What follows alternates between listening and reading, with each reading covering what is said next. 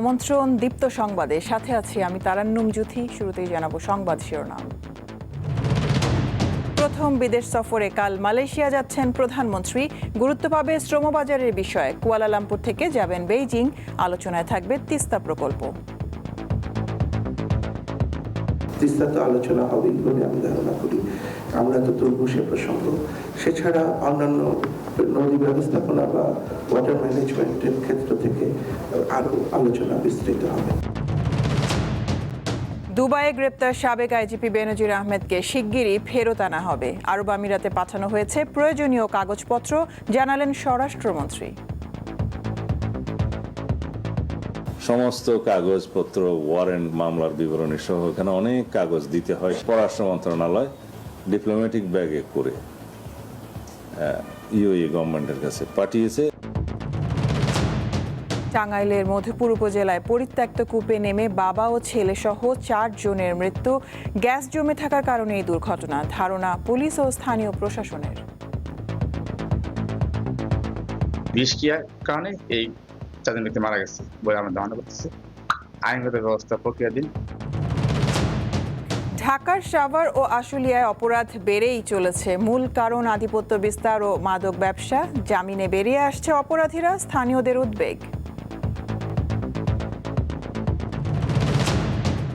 যুক্তরাষ্ট্র ও ইসরায়েলের বিরুদ্ধে যুদ্ধবিরতি চুক্তি লঙ্ঘনের অভিযোগে হরমুজ প্রণালী আবারও বন্ধের ঘোষণা দিল ইরান। অনিশ্চয়তায় শান্তি আলোচনা।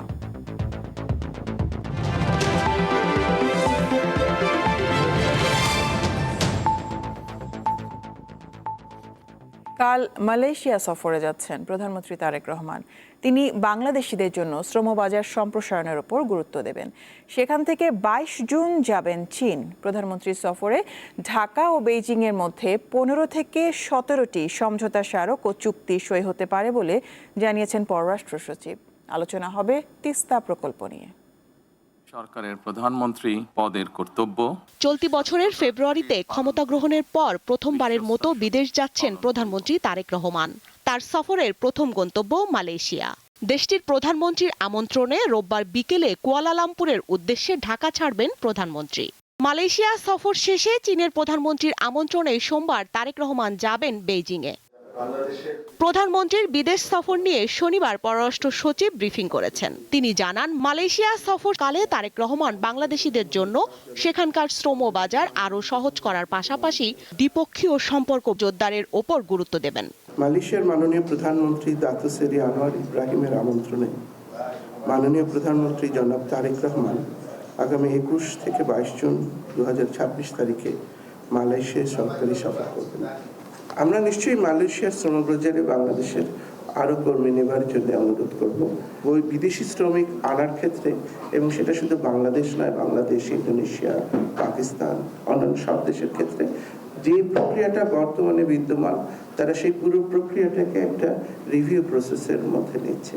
সুতরাং আমরা মনে করি যখন রিভিউ প্রসেসটা শেষ হবে তখন বাংলাদেশ অগ্রাধিকার পাবে।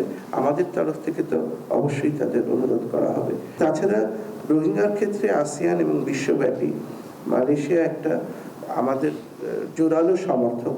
সুতরাং ওই বিষয়গুলোই আর আলোচনায় আসবে। চীন সফরে তারেক রহমান বাণিজ্য, বিনিয়োগ ও দ্বিপক্ষীয় সম্পর্ক বৃদ্ধিতে জোর দেবেন বলে জানান পররাষ্ট্র সচিব। তিস্তা তো আলোচনা হবেই বলে আমি ধারণা করি। আমরা তো তুলব সে প্রসঙ্গ।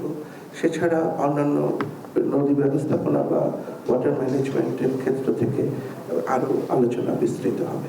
চীনের ব্যবসায়ীদের সামনে বাংলাদেশের বিনিয়োগ পরিবেশ ও সম্ভাবনা তুলে ধরবে এবং বাংলাদেশে বিনিয়োগের জন্য আহ্বান করবে। বিকেলে চীনের গ্রেট হলে চীনের মাননীয় প্রধানমন্ত্রী his excellency mister Lee Khiang এর সাথে একটি দ্বিপাক্ষিক বৈঠকে মিলিত হবেন, যেখানে দুই দেশের স্বার্থ সংশ্লিষ্ট সকল বিষয় এবং ভবিষ্যতে এই সম্পর্ক আরো কিভাবে এগিয়ে নেওয়া যায় সে বিষয়ে আর বিশদ আলোচনা হবে। দক্ষিণ এশিয়ার পরিবর্তিত ভূরাজনীতিতে প্রধানমন্ত্রীর বেইজিং সফর অত্যন্ত তাৎপর্যপূর্ণ। বাংলাদেশ এই মুহূর্তে তার পররাষ্ট্রনীতির ক্ষেত্রে মার্কিন যুক্তরাষ্ট্র, ভারত এবং চীন, এই তিনটা দেশের মধ্যে একটা ভারসাম্যপূর্ণ কূটনীতি কে রেখে বাংলাদেশ তার অর্থনৈতিক পুনরুজ্জীবন বলেন বা কৌশলগত উন্নয়ন পদক্ষেপ, সেটা বাস্তবায়নের একটা নীতি গ্রহণ করেছে এবং এই নীতির অংশ হিসেবেই তিনি প্রথমে মালয়েশিয়া যাচ্ছেন এবং আগামীতে সরকারের যে পদ্মা ব্যারেজ যে প্রকল্প আছে, তারপরে সরকারের আরও যে উন্নয়ন প্রকল্প, মেগা প্রকল্প, আমাদের তিস্তা মহাপরিকল্পনা আছে, এখানে কিন্তু চীন বড় ইনভেস্টর হতে পারে। চীন সফর শেষে ২৬ জুন রাতে প্রধানমন্ত্রী ঢাকা ফিরবেন। স্বস্তিকা সিংহ, দীপ্ত সংবাদ, ঢাকা। বাংলাদেশে আশ্রয় নেওয়া ১২ লাখের বেশি রোহিঙ্গা শরণার্থীর দিন কাটছে চরম অনিশ্চয়তায়। বিভিন্ন সময় রোহিঙ্গাদের ফেরত পাঠানোর উদ্যোগ নেওয়া হলেও তা সফল হয়নি। বিশ্ব শরণার্থী দিবসে রোহিঙ্গাদের আকুতি, তারা ফিরতে চান নিজ ভূমিতে। আর কান্দের সম্বাদে আরা জাগা দেবেন, আরা সসম্পত্তি লই, গরু সর লই রে, গুদা হাড়ি লই রে, আরা বেশি সুন্দর করে আসছিলাম। আরারে মগের দেশ সরকারের জুলুম করিয়ে রে, আরা তো দেশের নেলাগি আরারে জুলুম করিয়ে রে, দুরাই দিয়ে দেশত আসি রে, আরা তেরবালের মাথার তলে গুড়া গুড়া প্রতি মাথার তলে আরা কোন থাকিতে বেশি মুশকিল হয়ে গিয়ে। ভয়াল স্মৃতি এখনো তাড়া করে জব্বার, হাসানুল্লাহ সহ লাখো রোহিঙ্গা শরণার্থীর। মিয়ানমারের রাখাইনে অভ্যন্তরীণ সহিংসতার আগুনে পুড়ে গেছে তাদের ঘর, অনেকে হারিয়েছেন স্বজন। এমন পরিস্থিতিতে তারা ২০১৭ সালের পর সীমান্ত পেরিয়ে প্রাণ বাঁচানোর আকুতি নিয়ে আশ্রয় নেয় বাংলাদেশে। চরম অনিশ্চয়তায় জীবন কাটছে রোহিঙ্গাদের। এক সময় তাদের নিজ দেশে নিরাপদ বাসস্থান থাকলেও এখন তারা শরণার্থী। কক্সবাজারে ৩৪টি ক্যাম্পে ও ভাসানচরে মোট ১২ লাখের বেশি রোহিঙ্গার জীবন কাটছে শরণার্থী হিসাবে। আরা দেশম্বাদের ৯ বছর আরে বেশ সময় গিয়ে গই আর বাংলাদেশ মারা তাকি বলে না স্যার, আর নিজের রাইট লিয়ে রে নিজের দেশের মাঝে আরা সুন্দর করে যাই বললা বলি ইয়ার মাঝে আরা রিপার্টিশন বলা সাইড আরা রিপার্টিশন ওইখানে পারি আরা তুই জলদি আরা রিকোয়েস্ট করে দে, আর করে দে, আরা রিপার্টিশন করে দি পারলা। বিগত অন্তর্বর্তী সরকার সহ বিভিন্ন সময়ে রোহিঙ্গাদের নিজ দেশে ফেরানোর উদ্যোগ নেওয়া হয়, কিন্তু এখন পর্যন্ত একজন রোহিঙ্গাকেও ফেরত পাঠানো সম্ভব হয়নি। তাই শরণার্থী ক্যাম্পের প্রতিটি পরিবার ও ব্যক্তির চোখে মুখে অনিশ্চয়তার ছাপ। আমি অনুরোধ করব রোহিঙ্গাদেরকে সুরক্ষিত করা হোক। রোহিঙ্গারা যেখানে আছে সেইখানে তাদের কারিগরি প্রশিক্ষণের মাধ্যমে কারিগরি কর্মসংস্থান সৃষ্টি করে তাদের ওইখানে শিক্ষার ব্যবস্থা করে। প্রত্যাবাসন পরিস্থিতি এ পর্যায়ে বলার মতো তেমন কিছু নেই। নিশ্চয়ই আমাদের পররাষ্ট্র মন্ত্রণালয় এটা নিয়ে কাজ করছেন। বর্তমান সরকার তাদের নির্বাচনী ইশতেহারেও প্রত্যাবাসন বিষয়টি উল্লেখ করেছে। আমার বিশ্বাস আমাদের পররাষ্ট্র মন্ত্রণালয় এটা নিয়ে কাজ করছে। বিশ্ব শরণার্থী দিবসে রোহিঙ্গাদের একটাই প্রত্যাশা, একদিন তারা ফিরবেন নিজ দেশে, ফিরে পাবেন জন্মভূমির মাটি ও আপন ঘর। সানজিদা স্নিগ্ধা, দীপ্ত, বার্তা কক্ষ। দুবাইয়ে গ্রেপ্তার সাবেক আইজিপি বেনজির আহমেদকে শিগগিরই ফেরত আনা হবে বলে জানিয়েছেন স্বরাষ্ট্রমন্ত্রী সালাউদ্দিন আহমেদ। আজ সচিবালয়ের সংবাদ সম্মেলনে সাংবাদিকদের তিনি কথা জানান। বেনজির আহমেদের বিষয়ে সংযুক্ত আরব আমিরাত সরকারের কাছে নথিপত্র পাঠানো হয়েছে। আমিরাত সরকার যথাযথ প্রক্রিয়া অনুসরণ করে শিগগিরই বেনজির আহমেদকে ফেরত পাঠাবে বলে আশা প্রকাশ করেন স্বরাষ্ট্রমন্ত্রী। সম্প্রতি সংযুক্ত আরব আমিরাতের দুবাই শহরে স্থানীয় পুলিশের হাতে গ্রেপ্তার হন সাবেক আইজিপি বেনজির আহমেদ। মানবতাবিরোধী অপরাধ ও দুর্নীতি সহ বিভিন্ন মামলার আসামি তিনি। সমস্ত কাগজপত্র, ওয়ারেন্ট, মামলার বিবরণী সহ এখানে অনেক কাগজ দিতে হয়, সেগুলো আবার আরবিতে ট্রান্সলেট করতে হয়। সিনিয়র সচিব পররাষ্ট্র মন্ত্রণালয়ের সচিবের সাথে সশরীরে সাক্ষাৎ করে সেটা হ্যান্ডওভার করেছে এবং ওই দিন বিকেলেই পররাষ্ট্র মন্ত্রণালয় ডিপ্লোম্যাটিক ব্যাগে করে ইউএই গভর্নমেন্টের কাছে পাঠিয়েছে। টাঙ্গাইলের মধুপুরে একটি পরিত্যক্ত কূপে নেমে বাবা ও ছেলে সহ 4 জনের মৃত্যু হয়েছে। একটি ছাগল কূপটিতে পড়ে গেলে তা উদ্ধার করতে গিয়ে প্রথমে ছেলে আটকা পড়ে, তাকে উদ্ধার করতে নেমে অন্যরা প্রাণ হারান। জমে থাকা গ্যাসের কারণে এই ঘটনা ঘটেছে বলে ধারণা পুলিশ ও স্থানীয় প্রশাসনের। বিষয়টি তদন্ত করা হচ্ছে। মধুপুর উপজেলার সীমান্তবর্তী টেকলি ইউনিয়নের জলুই গ্রামে 2 বছর আগে এই কূপ খনন করা হয়। বেশ কয়েক মাস ধরে এটি পরিত্যক্ত অবস্থায় রয়েছে। শনিবার সকাল 8:30টার দিকে কূপটিতে একটি ছাগল পড়ে যায়। স্থানীয়রা জানায় প্রাণীটিকে উদ্ধার করতে এতে নামে 14 বছরের নেইমার মরং। দীর্ঘক্ষণ সে উঠে না আসায় তার বাবা বাবুল হাদিমা কূপে নামেন। অনেকক্ষণ বাবা ছেলের কোনো সাড়া শব্দ না পেয়ে এগিয়ে আসেন বাবুল হাদিমার শ্যালক গ্যাব্রিয়েল এবং প্রতিবেশী রতন নকরেক, কিন্তু তাদের কেউই ফিরে আসেননি। ছাগল বাচ্চা পড়ছে, আবার ওর ফুফু এলে ডাকতেছে নেইমার খুঁয়া, নেইমার দূর দিছে, ছাগল বাচ্চা পড়ছে, ফুফুর জন্য ছাগল বাচ্চা মরছে, ওইটা তুইলে দেন নাকবো কই। আমি কইছি আগে রুটি খাই আয়। ও দৌড় পাইরে আইসা দেখলো যে ওই বাচ্চা ওখানে, পরে ওই নামার পরে ও আমার বাবুও আসে না বা আমার বোনের জামাইও আসে না, তারপরে ওই নামার পরে ও আসে না, তারপরে ওই যে আরেক লোক ছেলে ও নামলো, ও তো মনে করো দুই মই আছে না, ময়ের দুই সিঁড়ি নামতে ও উপরে গেল। ওই সাগরে বান খিবা ফিরে নাপ মারে পড়ছে, ওই পড়াটা উঠাবার গিয়ে এই যে একজনের পর এই 4 জন গেল। খবর পেয়ে ফায়ার সার্ভিসের কর্মীরা এগিয়ে আসেন এবং 4 জনকে মৃত অবস্থায় উদ্ধার করেন। এই ঘটনায় জলুই গ্রামে শোকের ছায়া নেমে আসে। বাবুল হাদিমার পরিবার টয়লেটের সেপটিক ট্যাঙ্ক তৈরির জন্য কূপটি করেছিল বলে জানান স্থানীয়রা। টয়লেটের জন্য কুয়া করা হয়েছিল, মানে 10 ফিট নাকি 12 ফিটের মতো। আমরা আসলে সকালবেলা খবর পাই যে ওখানে একটা কূপ গর্ত করা ছিল, সেখানে 4 জন লোক মারা গেছে। পরে আমরা পুলিশ পাঠাই, আমিও নিজে যাই সে ঘটনাস্থলে। আইনগত ব্যবস্থা প্রক্রিয়াধীন। উপজেলা প্রশাসন পক্ষ থেকে সবাইকে এই আর্থিক অনুদান দেওয়া হয়েছে। পুলিশ ও স্থানীয় প্রশাসনের ধারণা, পরিত্যক্ত কূপটির ভেতরে গ্যাস জমে থাকায় 4 জনের কেউই জীবিত ফিরতে পারেনি। নূর আলম, দীপ্ত, বার্তাকক্ষ। ঢাকার সাভার ও আশুলিয়া এলাকায় অপরাধ কর্মকাণ্ড বেড়েই চলেছে। আধিপত্য বিস্তার, মাদক কারবার ও জমি নিয়ে বিরোধ এর মূল কারণ। গ্রেপ্তারের পর অপরাধীরা জামিনে বেরিয়ে আসছে, এতে স্থানীয়দের মাঝে উদ্বেগ বাড়ছে। গত 20 মে আশুলিয়ায় দুর্বৃত্তরা মোটরসাইকেলে এসে 2 ভাইকে গুলি করে পালিয়ে যায়। এ ঘটনায় এখন পর্যন্ত কোনো অপরাধীকে গ্রেপ্তার করতে পারেনি পুলিশ। এছাড়া সম্প্রতি সাংবাদিকদের ওপর হামলা, মাদক কারবার ও বিভিন্ন সন্ত্রাসী কর্মকাণ্ডে আতঙ্ক বেড়েছে শিল্পাঞ্চল জুড়ে। গত ডিসেম্বর থেকে এপ্রিল মাস পর্যন্ত 5 মাসে সাভার মডেল থানায় মামলা হয়েছে 434টি। এসব মামলায় গ্রেপ্তার হয়েছেন 1127 জন। একই সময়ে আশুলিয়া থানায় 503টি মামলায় গ্রেপ্তার হয়েছেন 1121 জন। উদ্ধার করা হয়েছে 12টি অস্ত্র। স্থানীয়রা বলছেন, মামলা ও গ্রেপ্তার বাড়লেও কমেনি অপরাধ। আজকে ধরলেন, আবার 2 দিন পর ছাইরা দিলেন, এটা তো সমাধান না। সমাধান হইলে, স্থায়ী সমাধান হইলে জোরালো সিদ্ধান্ত নিতে হবে। একজন ইয়াবা বিক্রি করতেছে, এখন তাদের শেল্লার দিয়েছে ওই এলাকার নেতা। ধরলেও ধরে যাদেরকে চালান করে তারা আইনের ফাঁক ফোকর মানে গলিয়ে খুব তাড়াতাড়ি বেরিয়ে আবার আগের কাজে ফিরে আসে।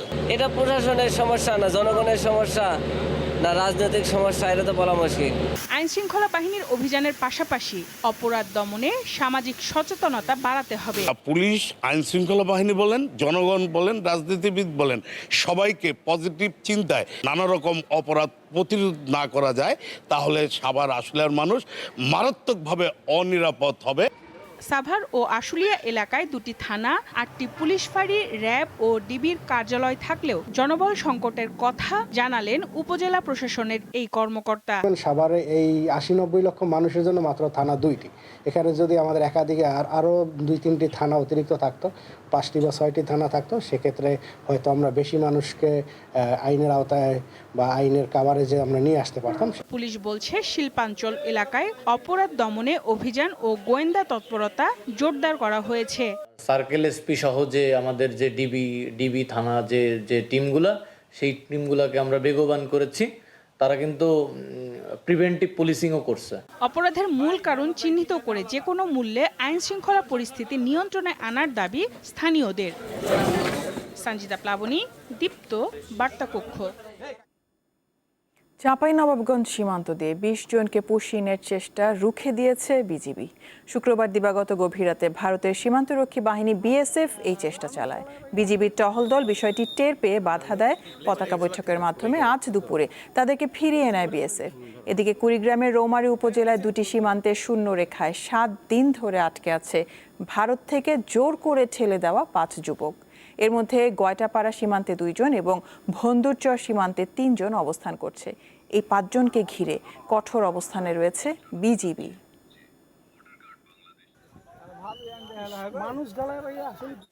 জামায়াতে ইসলামের আমির শফিকুর রহমান বলেছেন, আরও একটি অনিবার্য বিপ্লবের জন্য জাতিকে প্রস্তুতি নিতে হবে। আজ খুলনা সার্কিট হাউস ময়দানে ১১ দলের বিভাগীয় সমাবেশে কথা বলেন তিনি। জাতীয় সংসদের বিরোধী দলীয় নেতা আরও বলেন, জুলাই সনদ বাস্তবায়ন না হলে সংসদে নয় রাজপথে এর ফয়সালা হবে।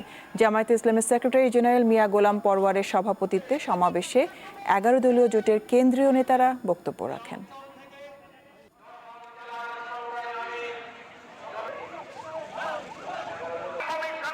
হিসাবে সম্মান, ইজ্জত, শক্তি, সাহস নিয়ে মাথা তুলে দাঁড়ানোর জন্য হবে আগামীর বিপ্লব ইনশাআল্লাহ তাআলা। বস্ত্র খাতে কাঁচামাল আমদানিতে বিদ্যমান শতকরা ৩০% মূল্য সংযোজন কর প্রত্যাহার হলে বাজারে অসম প্রতিযোগিতা বাড়বে, ফলে দেশীয় শিল্প বিপর্যয়ে পড়বে। আজ সংবাদ সম্মেলনে এমনটিই জানালেন ব্যবসায়ী ও টেক্সটাইল খাতের সংগঠন বিটিএমএ নেতারা। তারা জানান, জ্বালানি সংকট সহ বিভিন্ন কারণে ২০১৯ সালের পর থেকে ২৩৪টি টেক্সটাইল কারখানা বন্ধ হয়ে গেছে। তৈরি পোশাক খাত থেকে প্রতি বছর রপ্তানি আয় হয় প্রায় $40 বিলিয়ন। ২০৩০ সাল নাগাদ এই রপ্তানি আয় $100 বিলিয়ন উন্নীত করতে চান খাত সংশ্লিষ্টরা। তবে তৈরি পোশাক খাতের অন্যতম ব্যাকওয়ার্ড লিঙ্কেজ হিসেবে পরিচিত টেক্সটাইল খাত বারবারই উপেক্ষিত হচ্ছে।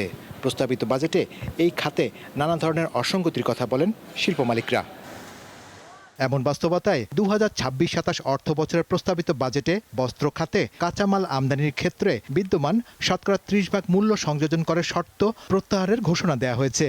ব্যবসায়ীরা বলছেন, এই শর্ত প্রত্যাহার হলে বন্ড সুবিধার অপব্যবহার হবে। ৩০% যেটা ভ্যালুয়েশন করার কথা ছিল, তার মানে আমি যদি ইম্পোর্ট করতাম ১০০ টাকার পণ্য, আমাকে মিনিমাম ৩০ টাকা ভ্যালুয়েশন করে ১৩০ টাকা হিসেবে এক্সপোর্ট করার কথা ছিল। এখন এই ৩০% ভ্যালুয়েশনটা যদি উইথড্র হয়ে যায়, তাহলে উনি যদি ১০০ টাকার পণ্য ইম্পোর্ট করে ১০১ টাকা এক্সপোর্ট করেন, তাহলে ব্যাপারটা কি দাঁড়াবে? আমাদের প্রায় ২৩৪টি মিল এই মুহূর্তে আউট অফ অপারেশন, এর ভিতরে ১১৪টি স্পিনিং মিল, এবং যারাও চলছে তাদেরও কিন্তু তারা 100% সক্ষমতায় তাদের ফ্যাক্টরি চালাতে পারছে না। প্রস্তাবিত বাজেটের বিভিন্ন দিক তুলে ধরে বিটিএমএ সভাপতি বলছেন, ব্যাংক গ্যারান্টির মাধ্যমে কাঁচামাল আমদানিতে শতকরা ৩০% মূল্য সংযোজন করার শর্ত বহাল রাখার পাশাপাশি পলিয়েস্টার স্টেপল ফাইবার আমদানিতে আরোপ করা ৫% শুল্ক প্রত্যাহার করা দরকার।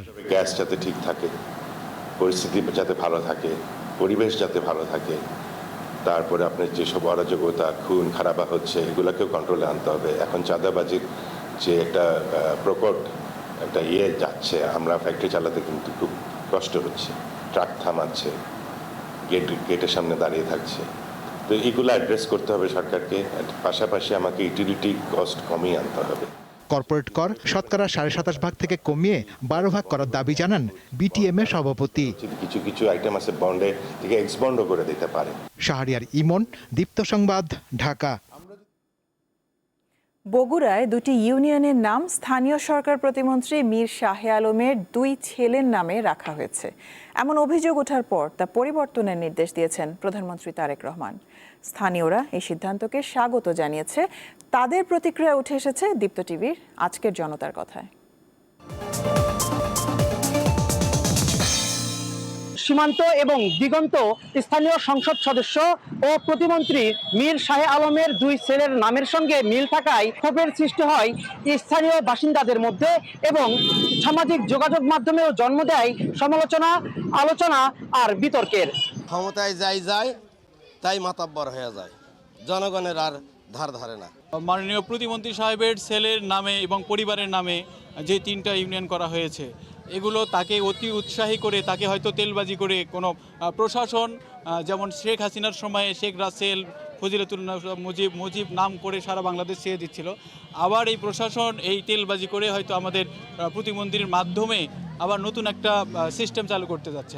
যেটা লেছে এটাই ঠিক, কিন্তু এইটা যেটা করতে এটা ঠিক হবে না, কারণ ওটা পক্ষ চলে দেবে।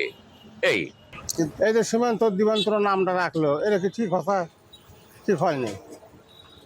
আগে যেটা ছিল ওটাই তো ভালো ছিল। জগন্নাথপুর দিলেই খুশি হতাম, যেহেতু জগন্নাথপুর আছে, জগন্নাথপুর দিলে আমরা খুশি হতাম।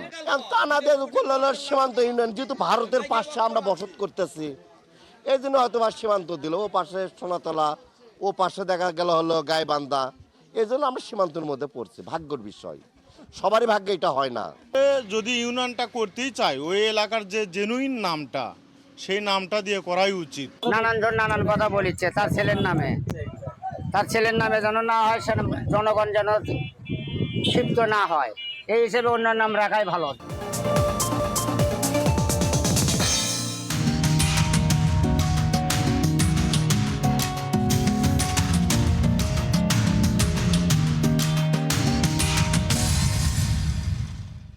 সরকারের নির্বাচনী অঙ্গীকার বাস্তবায়নের লক্ষ্যে সারা দেশের মতো নওগাঁর 11টি উপজেলায় শেষের পথে খাল পুনর্খননের কাজ। এখন খালের দুই পাড়ে চলছে বিভিন্ন প্রজাতির বৃক্ষরোপণ। বর্তমান সরকারের নির্বাচনী অঙ্গীকার সারা দেশের যে মরা খালগুলো রয়েছে সেই খালগুলো পুনর্খনন করে স্থানীয়দের আর্থসামাজিক কাজে উন্নয়ন সাধন করা। বিশেষ করে সারা দেশে এখন মরা খালগুলো পুনর্খননের কাজ চলছে। তার ধারাবাহিকতায় নওগাঁর 11টি উপজেলাতে বিভিন্ন যে মরা খালগুলো রয়েছে সেই খালগুলো পুনর্খননের কার্যক্রম এখনও চলমান রয়েছে। বিশেষ করে এখন যে সকল খালগুলো পুনর্খনন করা হয়েছে সেই সকল খালে ইতিমধ্যে পানি জমতে শুরু করেছে। আর অনেক জায়গাতে অনেক স্থানীয় বাসিন্দারা হাঁস লালন পালন শুরু করেছে এবং খালগুলো যাতে টেকসই হয়, খালের পাড়গুলো যাতে বৃষ্টিতে নষ্ট না হয়ে যায়, সেই কারণে খালের যে পাড়গুলো রয়েছে সে পাড়গুলোতে বিভিন্ন ধরনের ঘাস জাতীয় উদ্ভিদ লাগানো হয়েছে। এছাড়া খালের দুই পাড় দিয়ে বিভিন্ন ধরনের বৃক্ষরোপণ কর্মসূচি এখনো চলছে। এক কথায় এই খাল খননের মাধ্যমে নওগাঁর 11টি উপজেলার খাল সংলগ্ন বাসিন্দা যারা রয়েছে তারা কিন্তু এখনই খাল থেকে উপকার পাওয়া শুরু করেছে। আগে এই খালে খনন ছিল না, পানি ছিল না, কিচ্ছুই ছিল না। এখন এই খাল খোঁড়ায়ে আমাদের বিরাট সুবিধা। আমরা এই খালের পানি দিয়ে জমি সিঁচতে পারি, মৌসুমী আবাদ করতে পারি। এই খালটি দীর্ঘ যাবৎ পূরণ হয়ে থাকে মাটিয়ে, তো এই খাল খননের কারণে আমাদের এই খালে পানি জমে থাকে, আমাদের বিভিন্ন উপকারী হচ্ছে। বা হাঁস লালন পালন করতেছি, বা বিভিন্ন আবাদ বুনের দিক দিয়ে আমাদের সুবিধাজনক হচ্ছে। আগামীতে এই খাল থেকে তারা ব্যাপকভাবে উপকৃত হবে এবং আরও যেগুলো খালগুলো ছোটোখাটো জলাশয় আছে, নদীগুলোর আছে, সেগুলো যদি পুনর্খনন করা যায় তাহলে জলাশয় এবং নদীগুলো পুনর্খননের মাধ্যমে যেমন পানির প্রবাহটা বৃদ্ধি পাবে, মাঠের জলাবদ্ধতা দূর হবে এবং জলাশয় এবং নদীগুলোর পাশে যে বাসিন্দাগুলো রয়েছে তাদের আর্থসামাজিক উন্নতি ঘটবে। মোহাম্মদ আব্দুর রউফ, দীপ্ত নিউজ, নওগাঁ। আরেকটা ছোট্ট বিরতি নিয়ে ফিরছি, সাথেই থাকুন। আন্তর্জাতিক প্রসঙ্গ। যুক্তরাষ্ট্র ইসরায়েলের বিরুদ্ধে যুদ্ধবিরতি চুক্তি লঙ্ঘনের অভিযোগ এনে হরমুজ প্রণালী আবারও বন্ধের ঘোষণা দিয়েছে ইরান। দেশটির সামরিক কমান্ডের কেন্দ্রীয় সদর দপ্তর কাতাম আল আনবিয়া এই সিদ্ধান্ত নিয়েছে বলে জানিয়েছে ইরানের গণমাধ্যম। 28 ফেব্রুয়ারি যুক্তরাষ্ট্র ও ইসরায়েল যৌথভাবে ইরানে আগ্রাসন শুরুর পর তেহরান জলপথটি প্রায় বন্ধ করে দেয়। সম্প্রতি যুক্তরাষ্ট্র ও ইরানের মধ্যে সমঝোতা চুক্তি হওয়ার পর তা খুলে দেয় তেহরান। সমঝোতা স্মারক সই হলেও যুক্তরাষ্ট্র ইরানের মধ্যে এখনও স্থায়ী শান্তি চুক্তি হয়নি। সুইজারল্যান্ডের জেনেভায় দুই দেশের শীর্ষ কর্মকর্তাদের মধ্যে সরাসরি আলোচনার পর তা চূড়ান্ত হওয়ার কথা। হরমুজ প্রণালী নতুন করে বন্ধ করে দেওয়ার অনিশ্চয়তা পড়েছে শান্তি আলোচনা। এদিকে যুদ্ধবিরতিতে সম্মত হয়েছে ইসরায়েল ও ইরান সমর্থিত লেবাননের হিজবুল্লাহ।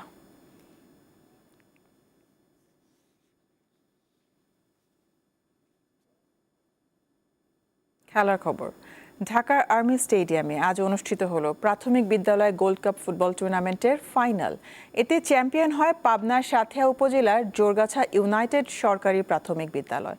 4-2 গোল ব্যবধানে রানার আপ হয়েছে ময়মনসিংহের নান্দাইল উপজেলার আচারগাঁও সরকারি প্রাথমিক বিদ্যালয়। খেলা উপভোগ করেন প্রধানমন্ত্রী তারেক রহমান। আড়াই মাস আগে দেশের ৬৫,৩৪২টি প্রাথমিক বিদ্যালয়ের ২২ লাখের বেশি শিক্ষার্থীর অংশগ্রহণে শুরু হয় প্রাথমিক বিদ্যালয় গোল্ড কাপ ফুটবল টুর্নামেন্ট ২০২৬। শনিবার রাজধানীর আর্মি স্টেডিয়ামে আয়োজন করা হয় ফাইনাল ম্যাচ। খেলা শুরুর আগেই উপস্থিত হন প্রধানমন্ত্রী তারেক রহমান। খুদে ফুটবলারদের সঙ্গে শুভেচ্ছা বিনিময় করেন তিনি।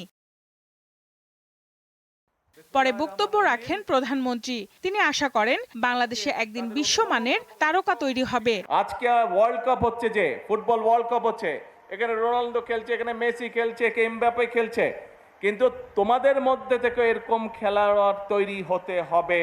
ক্রিকেট দিয়ে এখন সারা বিশ্বে বাংলাদেশকে চেনে, ক্রিকেট আমাদের ক্রিকেট টিমকে চেনে এবং বাংলাদেশের ক্রিকেট টিমকে চিনে বলে সারা বিশ্বের মানুষ বাংলাদেশকেও চিনে। তারেক রহমান জানান, দেশে ক্রীড়া ও সংস্কৃতির অঙ্গন সমৃদ্ধ করতে তার সরকার কাজ করছে। প্ল্যান করেছিলাম যে আমরা যদি দেশ পরিচালনা করার সুযোগ পাই, তাহলে আমরা আমাদের ছোট বন্ধুদের জন্য যেমন খেলাধুলার আয়োজন করব, যেমন ছোট বন্ধুরা যাতে সবুজ মাঠে খেলতে পারে তার জন্য নতুন নতুন মাঠ বের করব। আমরা ইনশাল্লাহ সেই কাজগুলো শুরু করেছি। অনুষ্ঠান শেষে বিজয়ী দল ও অংশগ্রহণকারী শিক্ষার্থীদের হাতে পুরস্কার তুলে দেন প্রধানমন্ত্রী। সঞ্জিদা প্লাবনী, দীপ্ত সংবাদ, ঢাকা।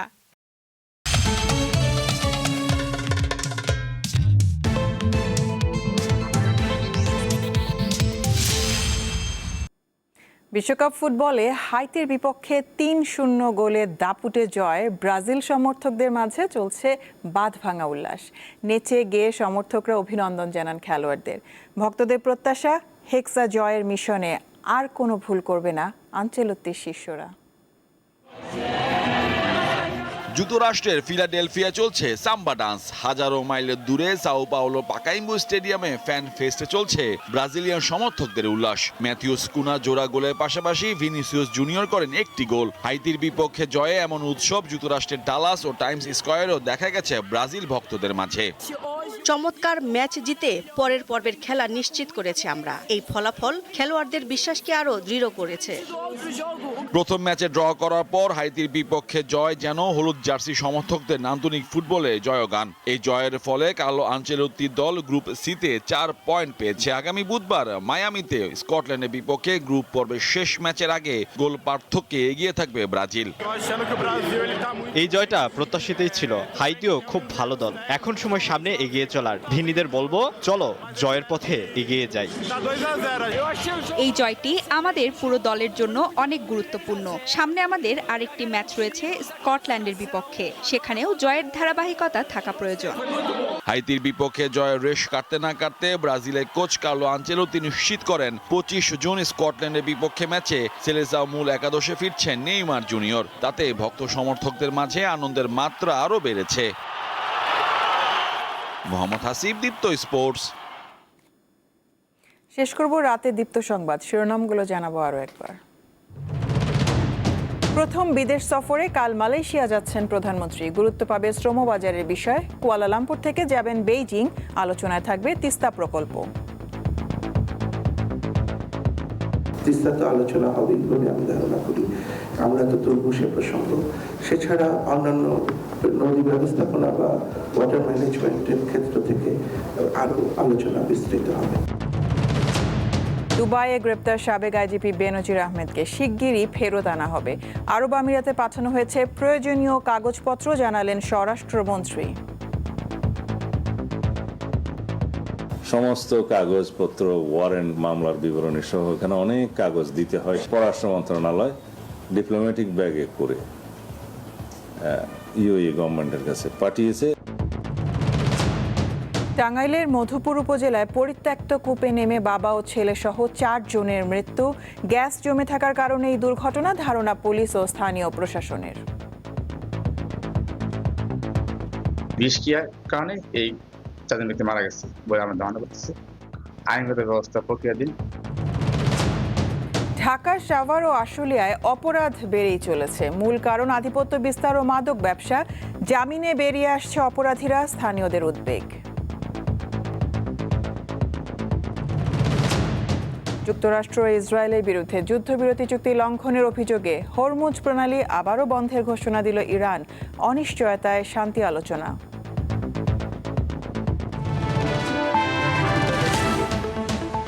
এ ছিল এখনকার মতন। আমি তারান্নুম জুথি বিদায় নিচ্ছি। দর্শক, আরও তথ্য বিনোদনের সংবাদ জানতে যুক্ত থাকুন দীপ্ত টিভির ডিজিটাল প্ল্যাটফর্মগুলোতে।